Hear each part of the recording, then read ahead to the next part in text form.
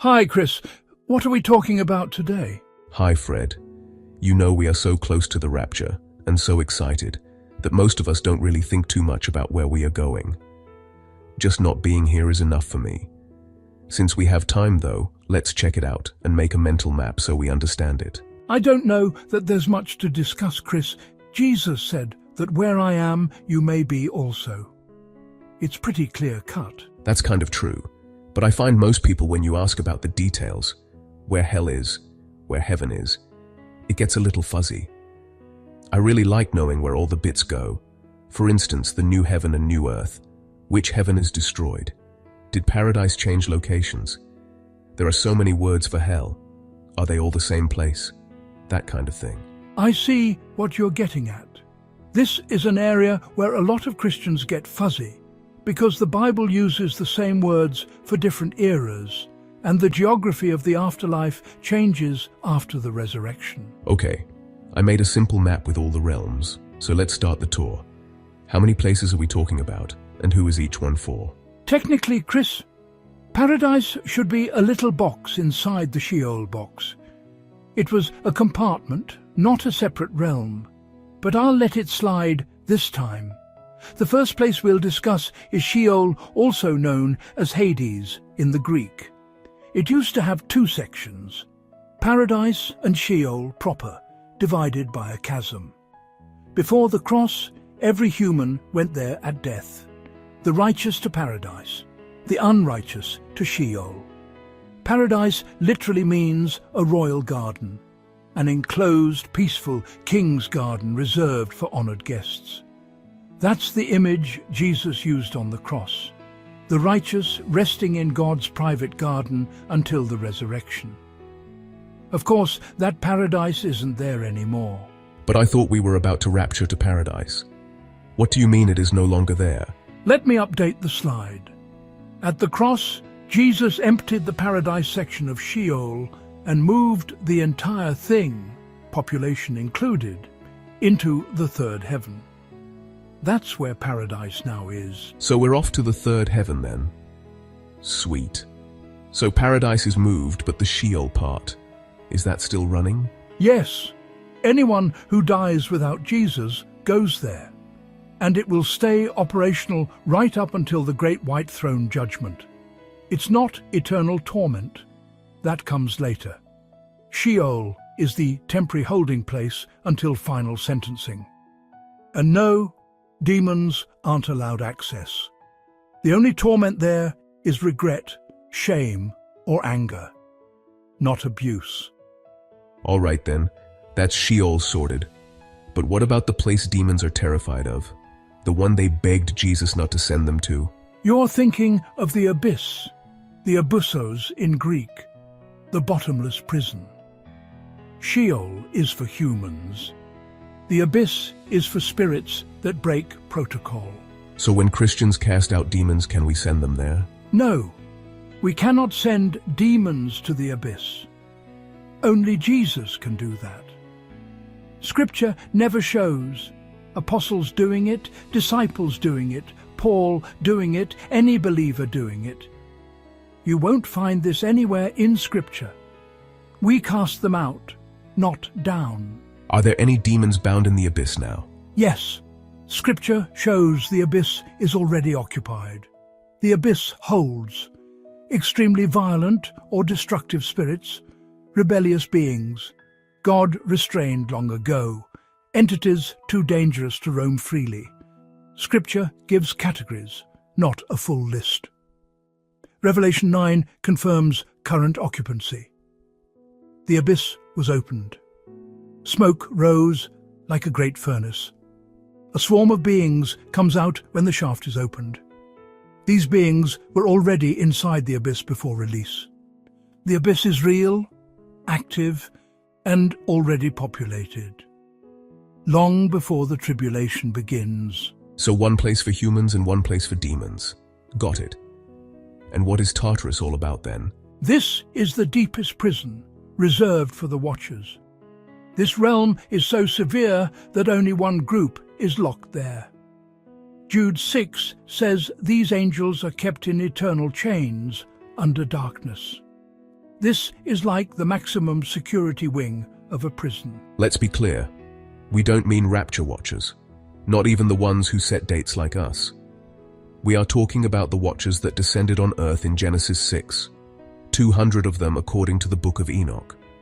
So did all the watchers get sent there? All except 4 which are bound under the river Euphrates. Okay, Fred. Expand that a little. Why 4? Why there? What makes those different? Those 4 are a special case. The rest of the watchers were thrown straight into Tartarus, the maximum security wing of God's prison system. But these 4, they were too dangerous to release immediately before the flood and too strategic to lock in Tartarus permanently.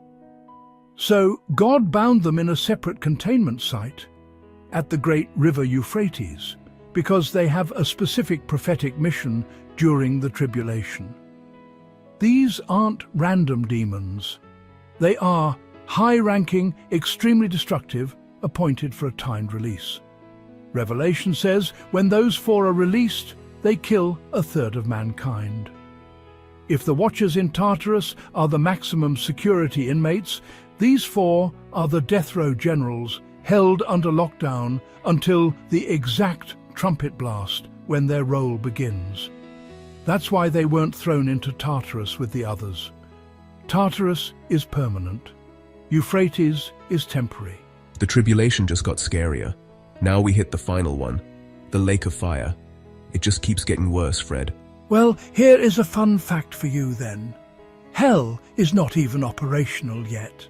What are you on about? Hell is the lake of fire, and it is not operational yet. Are you sure about that?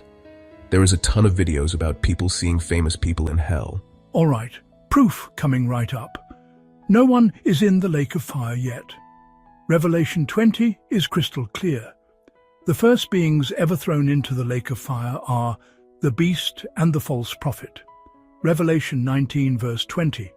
That moment happens at the second coming, not before. So, right now, the lake of fire has 0 occupants. The lake of fire is used after the Great White Throne judgment. Revelation 20 verses 11 to 15 is very clear. Great White Throne happens, death and Hades are emptied, all the unsaved are judged, then death and Hades are thrown into the lake of fire, then the wicked are thrown in. This is the first actual use of the lake of fire for humans. So what about NDE stories of demons torturing people in flames? Impossible. Why? Hell, the lake of fire, isn't active. Sheol, Hades, has no demons in it. Flames of torment are not described in Sheol in the sense of open fire. Demons fear imprisonment realms. They don't run them. No human is currently being tormented by demons in the afterlife anywhere in Scripture. NDEs, or near-death experience stories, fall into categories: psychological, symbolic, expectation-driven, or deceptive. But biblically, no demons torture anyone anywhere right now. They harass humans on earth, but that's about it. So you're saying that demons torment people on earth, but they do not torment anyone in Sheol, and the lake of fire isn't operating yet. So no torment there either. Many Christians have inherited a picture that isn't biblical at all. Demons with pitchforks, flames everywhere, the damned being endlessly tortured by evil beings, Satan as the king of hell running the place. None of that is Scripture. When you strip away the folklore, something very different and far more just appears. No demon ever torments a human in the afterlife. Not now, not in Sheol, not in the lake of fire, not ever. Demons don't rule anything. They don't supervise punishment. They are not God's jailers. They are future inmates. People are not tortured by demons. They simply exist separated from God. That's the real suffering. No light, no presence, no hope, no joy. Not a demon with a whip. The only active torment in the lake of fire is God's righteous judgment, not demonic cruelty. And even that doesn't start until after Revelation 20. When people realize this, it removes a horrifying, unnecessary layer of fear and emotional anguish. Family members aren't being tortured by creatures. They are simply awaiting judgment in a realm that reflects the consequence of their own chosen separation from God. It is tragic, but not monstrous. And for many believers, this understanding is a deep mercy. It lets them breathe. It removes the image of their loved ones screaming under demonic abuse, a picture the Bible never paints. It also reframes the urgency of salvation. People need saving from separation, not from demons. Well, I think we have a clear idea about that side of it now, but what about all the different heavens? We are going from the old earth to the third heaven, specifically into the part called paradise, and that is something to get excited about.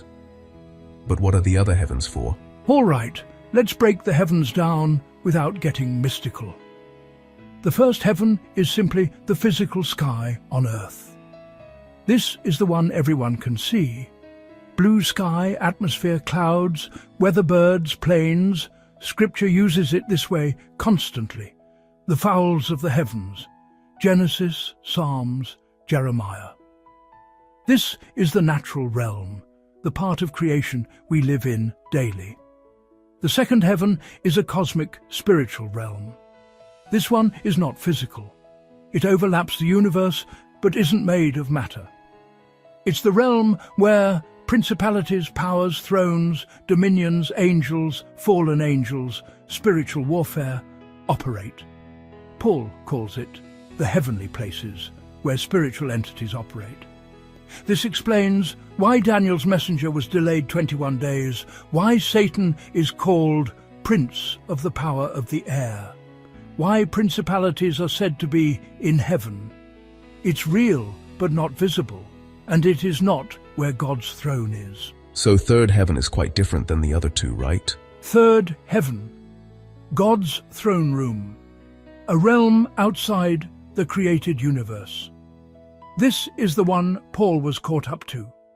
We know it's outside the universe because Paul is caught up.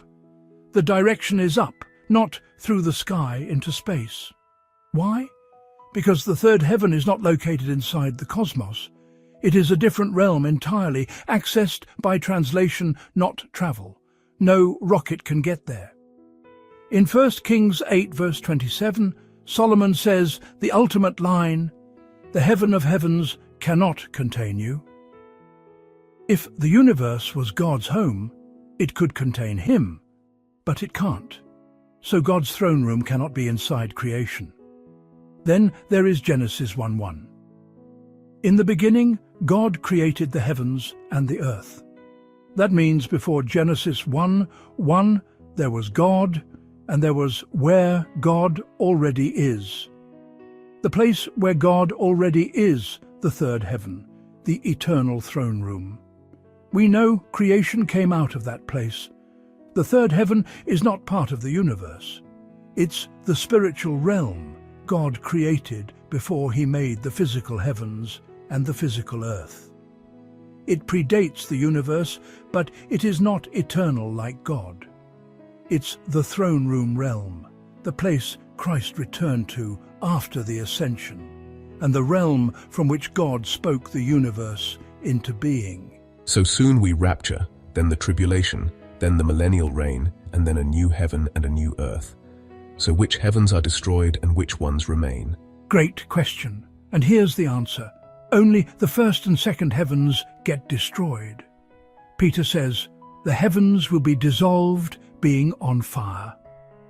That word heavens refers to the physical heavens, first heaven, the cosmic spiritual realm tied to creation, second heaven.